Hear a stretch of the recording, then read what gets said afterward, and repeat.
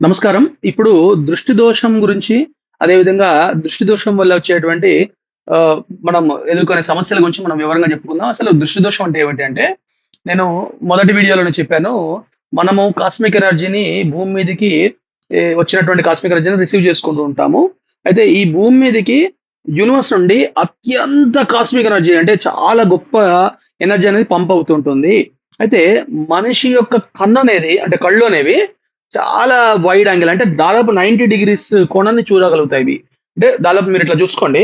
మనకు 180 డిగ్రీస్ దాదాపు 180 డిగ్రీస్ ఉంటుంది. అంటే ఒక వృత్తంగా అనుకుంటే గుండ్రంగా చూస్తే ఆల్మోస్ట్ హాఫ్ చూస్తుంది ఇది ఈ కన్ను.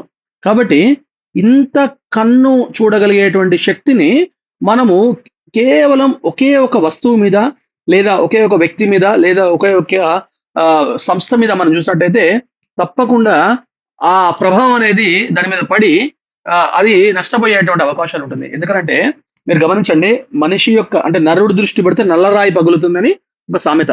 అంత శక్తి కలిగినటువంటి కళ్ళు మనవి. కాబట్టి దృష్టి దోషం అనేది ఈ విధంగా ఉంటుంది. మరి ఈ దృష్టి దోషము వల్ల అంటే చిన్న ఉదాహరణ చెప్పేస్తే మీకు అర్థమవుతుంది. చిన్న బాబు ఉన్నాడు అనుకోండి. వాడిని పిలిచి మనము ఏ బాబు చాలా చాలా చలాకీ నువ్వు, చాలా హుషారు నువ్వు అని చెప్పేసి వాడిని ఊరికే పొగడండి. వాడు కొంతకాలం తర్వాత వాడు ఫెయిల్ అవుతాడు. అంటే 10th వరకు చక్కగా చదివిన వాడు ఇంటర్‌లో ఫెయిల్ అవుతాడు. కారణం అది.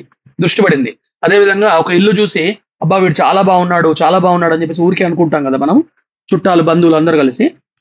కొంతకాలం తర్వాత ఆ ఇల్లు కళతప్పిపోతుంది. మనశ్శాంతి కోల్పోతాము. అదే విధంగా మనిషి ఇప్పుడు ఉదాహరణకు హైదరాబాద్‌లో ఒక వ్యక్తి ఉన్నాడనుకోండి. ఊర్లో ఉన్నవాడు ఏమనుకుంటాడు?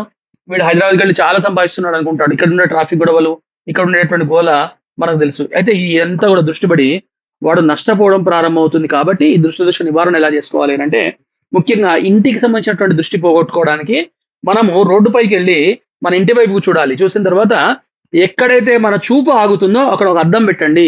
ఆ దృష్టి దోషం అనేది రిఫ్లెక్ట్ అయ్యి వెళ్ళిపోతుంది. ఇది చైనీస్ వాస్తులో ఉంది. ఇది వాస్తుకు సంబంధించినటువంటి సూత్రం. అదే విధంగా ఒక వ్యక్తి దృష్టి దోషానికి గురవుతున్నాడు అనే విషయాన్ని ఎట్లా అంటే వాడు మందబుద్ధి ప్రారంభమవుతుంది కాబట్టి ఆ మందబుద్ధిని తగ్గించుకోవడానికి మనము ఆ వ్యక్తిని కాలభైరవ ఆరాధన చేయాలి. దృష్టి దోషం పోతుంది. అదే విధంగా ఒక వ్యక్తి ఆహ్, ఈ విధంగా రెమెడీ తీసుకోవచ్చు. ఇంకా ఒక వ్యాపార సంస్థ మనకు నష్టపోతుంది. దాన్ని తగ్గించడము ఎలా అనంటే, వ్యాపార సంస్థలో ప్రతిరోజు కూడా ఒక నిమ్మకాయ ఒక గ్లాస్‌లో పసుపు నీళ్ళల్లో వేసి పెట్టండి. సాధారణంగా తెలుపు అంటే గ్లాస్ నీళ్లు పెడతాము. పెట్టి దానిలో మామూలు తెల్ల నీళ్లు పెట్టి నిమ్మకాయ వేసి పెడతాం. అలా కాకుండా పసుపు నీళ్ళు వేసి పెట్టండి.